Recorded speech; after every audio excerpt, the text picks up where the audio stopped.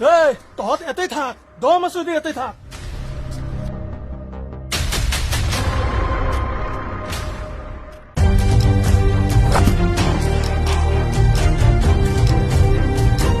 কাকা অৰূপ বিশালতে আজিও মাৰছি মোক সিহঁতৰ জাগাত যোৱাৰ কাৰণে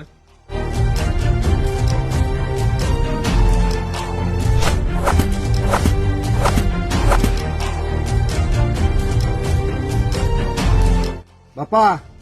কোৱাটাৰ এটা মেনেজ কৰ হত ভৰি কাটিলে আহিম অ কাকা মই জানো এই লৈ আহিছো